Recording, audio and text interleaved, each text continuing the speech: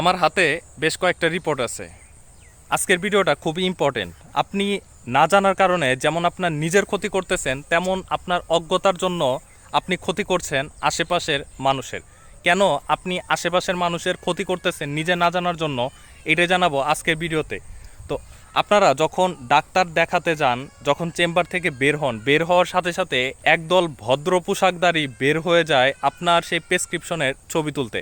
মূল ঘটনাটা আসলে এখানেই ঘটে।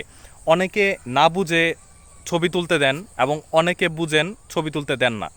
তো কেন আসলে তারা ছবি তুলে, তো আপনি যখন তাদেরকে নিষেধ করবেন তারা কিন্তু মোটামুটি ভদ্রভাবেই সরে যাবে, কারণ তারা নিজেরাও জানে এই জিনিসটা কোনোভাবেই ঠিক না। আর আপনি যদি তুলনামূলক একটু না বুঝেন বা না জানেন, তারপরে যদি আপনি না করেন, তাহলে দেখা যাবে আপনার সাথে মোটামুটি তারা এমন একটা বিহেভ করবে আপনি কিছুই জানেন না, তারা সব কিছু জানে, তারা এখন আপনারে 5 মিনিট পড়াবে, এরপরে আপনি তাদের ছবি তুলতে দিবেন। তার মানে হচ্ছে এটা একদম আপোষে আপনার কাছ থেকে ছবি তুলে নিবে, বিষয়টা এরকম। কেন আসলে তারা এই কাজগুলা করে? একজন ডাক্তারের কাছে আপনি যখন যান, দেখবেন ডাক্তার আসার সাথে সাথেই অনেক রিপ্রেজেন্টেটিভ বা এই ওষুধ কোম্পানির যে লোকেরা আছে তারা ডাক্তারের কাছে যায়। যাওয়ার পরে তারা বিভিন্নভাবে অফার করে বা তাদের যে ওষুধগুলো আছে এগুলো লেখার জন্য তারা ডাক্তারকে রিকোয়েস্ট করে। তো এখানে কিছু কিছু ডাক্তার আছে লেখে এবং কিছু কিছু ডাক্তার আছে তাদের রিকোয়েস্ট রাখে না। এবং আমি কিছু ডাক্তার দেখছি যে ডাক্তারদের কাছে রিপ্রেজেন্টেটিভ যাওয়াই হচ্ছে নিষেধ। তো এই কাহিনীগুলো করলে আসলে আপনার আমার ক্ষতিটা কি? ক্ষতিটা হচ্ছে আপনি যখন এই ছবিটা তুলতে দিবেন আর ডাক্তারকে সে যখন সাজেস্ট করবে, তো ধরুন একটা রিপ্রেজেন্টেটিভ ডাক্তারকে বলছে যে আপনি রেনোভা লিখবেন। তো রেনোভা হচ্ছে প্যারাসিটামল। তো ডাক্তার লিখলো, ডাক্তারের কাছে ভালো মনে হইলো, সাপোজ আমি এটা উদাহরণ দেওয়ার জন্য বলতেছি, ডাক্তারের কাছে উদাহরণস্বরূপ মনে হইলো বেক্সিমকো নাপাটা ভালো হবে। তো সে উদাহরণস্বরূপ সেই ওষুধটা লিখলো। কিন্তু যখন আপনি না বুঝে সরল মনে আপনি ছবি তুলতে দিবেন, ছবি তুলতে দিলে কি হবে?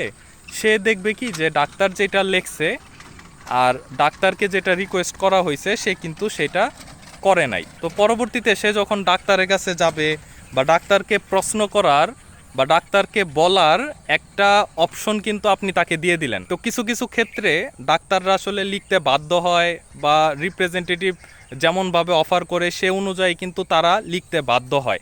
আর আমরা যদি এই অপশনগুলো না দেই, আমরা আমাদের প্রেসক্রিপশনের ছবিগুলো কাউকে দেখতে দিব না, কাউকে তুলতে দিব না।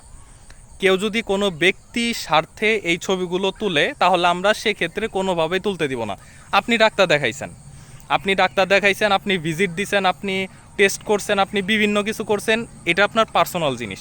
এখানে কিন্তু তারা একটা পয়সাও এখানে কন্ট্রিবিউট করে নাই। তারা যেহেতু এখানে কোনো পয়সা টাকা কন্ট্রিবিউট করে নাই, তার মানে এটা টোটালি হচ্ছে আপনার।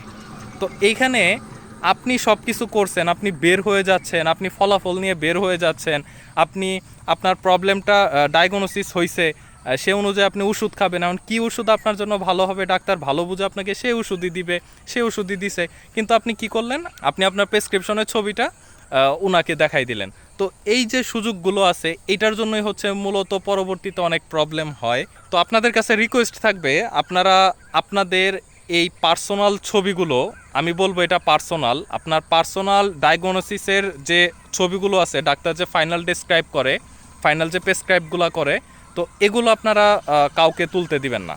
এইখানে আপনি একদম 100% সলিড। আপনাকে কেউ কোনো কৈফিয়ত বা কেউ আপনাকে কোনো কিছু বলতেও আসবে না, বলতেও পারবে না।